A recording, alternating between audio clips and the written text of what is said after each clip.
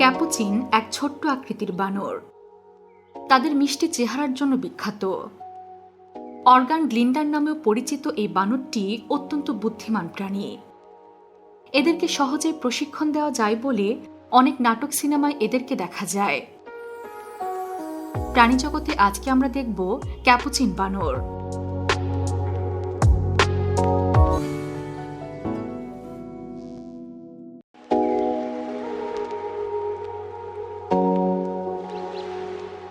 Capuchin পৃথিবীতে বসবাস করছে প্রায় ২১ মিলিয়ন বছর ধরে।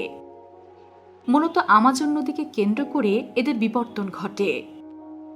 বর্তমানে এদেরকে খুঁজে পাওয়া যায় উত্তর আমেরিকায়। উত্তর হন্ডুরাস থেকে দক্ষিণ আর্জেন্টিনা পর্যন্ত তাদের বসবাস। তবে কিছু কিছু ক্যাপুচিন ক্যারিবিয়ান অঞ্চলেও পাওয়া যায়। ক্যাপুচিন বাদামি, কালো, লালচে বাদামি ও ধূসর রঙের হয়ে থাকে। মুখ থেকে বুক পর্যন্ত সাদা পশমের জন্য সহজে এদেরকে চেনা যায়। এরা লম্বায় ১২ থেকে ২২ ইঞ্চি হয় আর ওজন হয় ৬ থেকে ৯ পাউন্ড।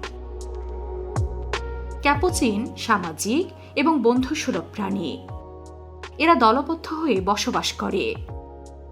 সাধারণত একটি দলে ৬ থেকে ৪০ জন পর্যন্ত সদস্য থাকে। প্রতিটি দলে একজন প্রভাবশালী পুরুষ এবং কখনো কখনো প্রভাবশালী নারীও হয়ে থাকে। বাকিরা এদের অধীনস্থ পুরুষ, মহিলা ও নিজ নিজ সন্তান। এক একটি দল একটি বিশাল এক অঞ্চল জুড়ে শাসন করে। এরা মল ও মূত্র ত্যাগ করে নিজেদের সীমানা চিহ্নিত করে রাখে। দলের সদস্যরা একে অপরকে যোগাযোগের জন্য নানা ধরনের শব্দ করে। ক্যাপুচিনদের খাদ্য তালিকা অনেক বেশি বৈচিত্র্যময়।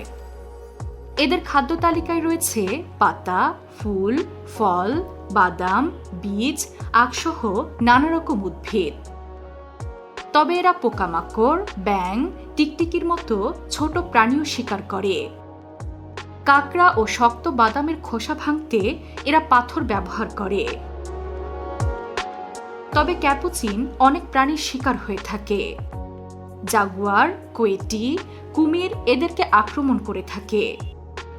তবে বন্য ক্যাপুচিনের প্রধান হুমকি হচ্ছে মানুষ। এই বুদ্ধিমান প্রাণীটিকে অনেকেই পোষ্য হিসেবে গ্রহণ করেন। তাই বনে ঢুকে এদেরকে ফাঁদ পেতে ধরা হয় পোষ্য পশুর বাজারে বিক্রির উদ্দেশ্যে। বিশেষ করে বাচ্চা ক্যাপুচিনকে ধরা হয় এদের প্রশিক্ষণ দিয়ে নানা কাজে ব্যবহার করার জন্য। ক্যাপুচিন সারা বছর ধরেই তার সঙ্গীদের সাথে মিলিত হয়। এরা বহুগামী, অর্থাৎ একাধিক সঙ্গীর সাথে মিলিত হয়। যদিও মেয়ে ক্যাপুচিনরা দলের সবচেয়ে প্রভাবশালী পুরুষ ক্যাপুচিনের সাথে সঙ্গমে মিলিত হতে বেশি আগ্রহী। তবে সাধারণ পুরুষদের সাথেও তারা দিনে একাধিকবার যৌনকর্মে মিলিত হতে পারে। এরা প্রতি ২ বছরে একবার গর্ভবতী হয় এবং ১৬০ থেকে ১৮০ দিন তাদের গর্ভ অবস্থা থাকে। এরপর একটি বাচ্চার জন্ম হয়। জন্মের পর ক্যাপুচিন তার মায়ের বুক আঁকড়ে ধরে থাকে যতদিন না এরা বড় হয়। বড় হলে মায়ের পিঠে স্থানান্তরিত হয়। মারা সাধারণত একাই বাচ্চাদের যত্ন নেয়। প্রকৃতিতে ক্যাপুচিনের আয়ুষ্কাল ৫০ বছর। পৃথিবীর বৈচিত্র্যময় প্রাণীদের সম্পর্কে নানা বিস্ময়কর তথ্য জানতে সাবস্ক্রাইব করুন প্রাণী জগৎ।